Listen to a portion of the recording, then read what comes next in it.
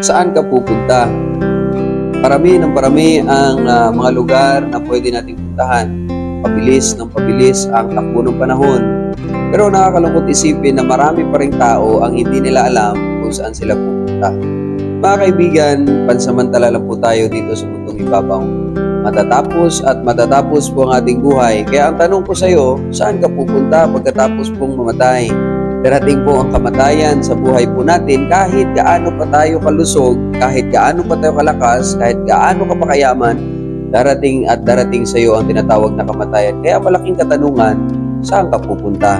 Dalawa lang po ang pupuntahan ng tao ayon po sa salita ng Diyos, langit o impyerno.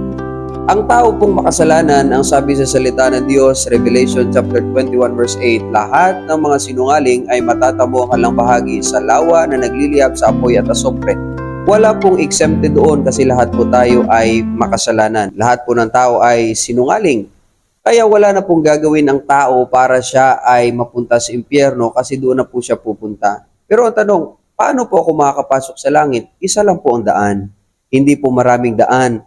Isa lang po ang daan. At ang sabi po sa salita ng Diyos, John chapter 14 verse 6, Jesus said unto him, I am the way, the truth, and the life. Si Jesus lang po ang daan, kaibigan. Kaya kung tatanungin kita kung saan ka pupunta at gusto mong mapunta sa langit, wala na po ibang daan, kundi ang Panginoon Kristo na kailangan mo siyang tanggapin, kailangan mong sumampalataya sa Kanya na iyong buong puso at magtiwala na kaya Kanyang dalhin sa lugar na langit.